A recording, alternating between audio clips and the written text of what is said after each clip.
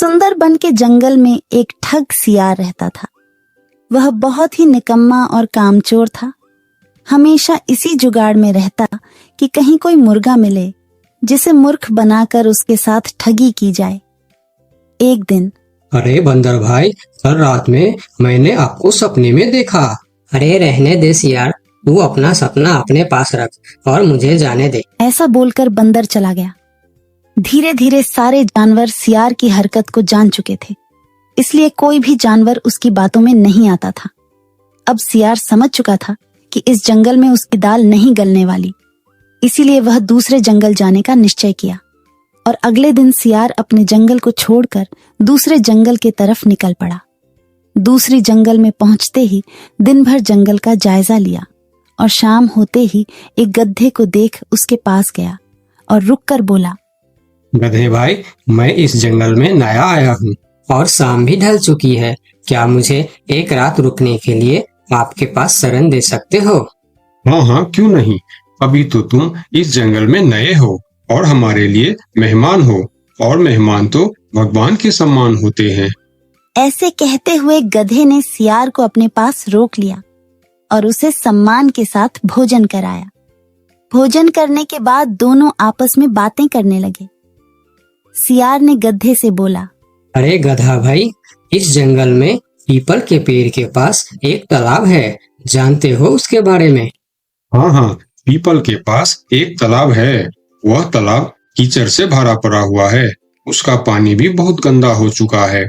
यहाँ का कोई भी जानवर उसका पानी नहीं पीता है। सियार ने अपनी आवाज को धीमा करते हुए बोला, क्या तुम जानते हो, वह सोने चांदी का तालाब है। उसके अंदर ढेर सारा सोना और चांदी छुपा है और उस तालाब का मालिक मैं ही हूँ। सियार का बात सुन गधे ने चौंक के बोला, ये तुम क्या बोल रहे हो सियार भाई? तालाब भी कहीं सोने और चांदी का होता है? मैं भी ऐसे ही सोच रहा था। मुझे भी इस तालाब के बारे में कोई जानकारी नहीं था, लेकिन कुछ ही दिन पहले मेरे पिताजी मरने से पहले सारे संपत्ति मेरे नाम की, उसमें यह तालाब भी है। और आज मैं अपनी संपत्ति देखने के लिए ही यहाँ पर आया हूँ। यकीन नहीं होता तो यह थैली में देख लो, जो मैंने अभी इस तालाब से निकाला है। सोने के गहने निकालकर गधे को दिखाया, जो उसे ठगने के लिए उसने अपने साथ लेकर आया था। गहने को देखकर गधे को सियार के बात पर विश्वास हो गया और बोला, अरे हाँ, ये तो सचमुच सोने चांदी का है। तब तो तुम बड़े ही भाग्यशाली हो, इसलिए तुम्हारे पास ये सोना चांदी का तालाब है। अब सियार मन ही मन खुश हो रहा था। उसे तो इसी बात का इंतजार था। गधा भाई, मुझे इस संपत्ति से कोई भी लालच नहीं है। मेरे पास मेरे जंगल में और बहुत सारे संपत्ति है जो मेरे पिताजी ने मेरे लिए छोड़कर गए हैं। मैं तो यहाँ तालाब बेचने के लिए आया था। सोचता हूँ तुम भले जानवर दिखते हो, क्यों न तुमको ही यह सब बेच दूं।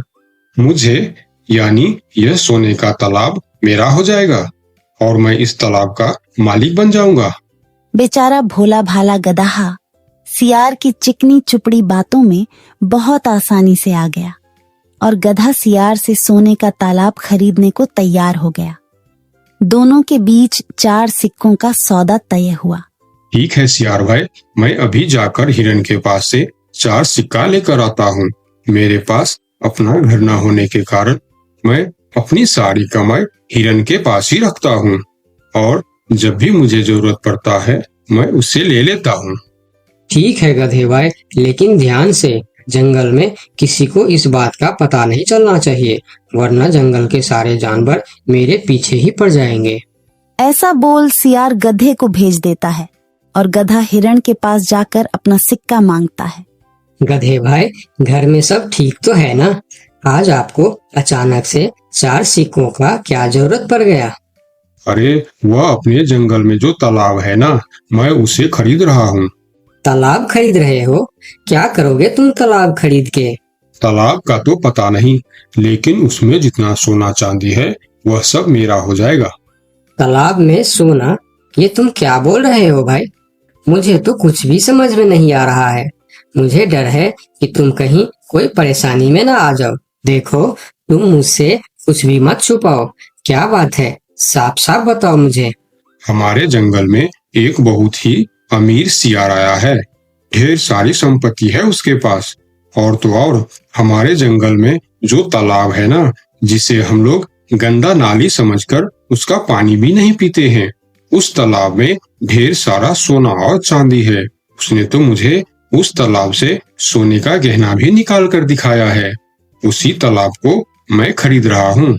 हम दोनों के बीच 4 सिक्कों का सौदा हुआ है।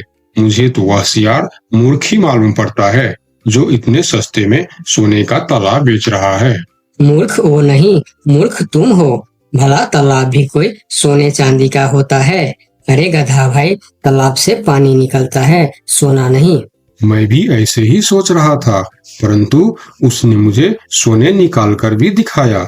गधे भाई, मुझे वह कोई ठग मालूम पड़ रहा है जो तुम्हारे आंखों में धूल झोंक कर तुम्हें झांसा दे रहा है। मैं एक तरकीब बताता हूँ जिसे दूध का दूध और पानी का पानी हो जाएगा। कौन सा तरकीब हिरन भाई?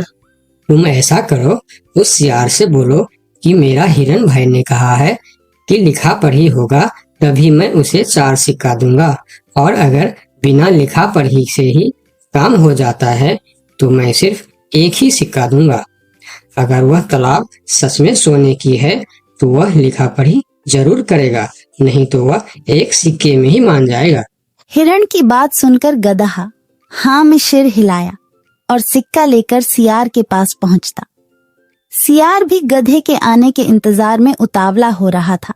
गधा पहुंचते ही सियार से बोला, सियार भाई, मेरा हिरन भाई ने कहा है यदि आप लिखा पढ़ी के लिए तैयार हो तो मैं आपको 4 सिक्का दूंगा, वरना बिना लिखा पढ़ी के आप 1 सिक्का ले लो और मुझे यह तालाब दे दो। सियार ठग किसी तरह से जल्दी करके सिक्का लेकर वहां से जाना चाहता था। वह बोला, अरे गधे भाई, तुम बड़े अच्छे और भले मालूम पड़ रहे हो, तुमसे क्या लिखा पढ़ी कराना, चलो तुम 1 ही सिक्का दे दो। अब गधे को समझने को कुछ बचा ही नहीं था। गधे को समझ में आ गया कि सियार उसको ठगना चाहता है। ठीक है सियार भाई, कोई भी शुभ कार्य करने से पहले मुंह मीठा करना जरूरी होता है। मैं अभी लड्डू लेकर आता हूँ, आप यहीं रुको। गधा जंगल से 2-3 जानवरों को बुला लाया और सियार की जमकर धुनाई कर दी। किसी तरह सियार वहां से जान बचाकर भाग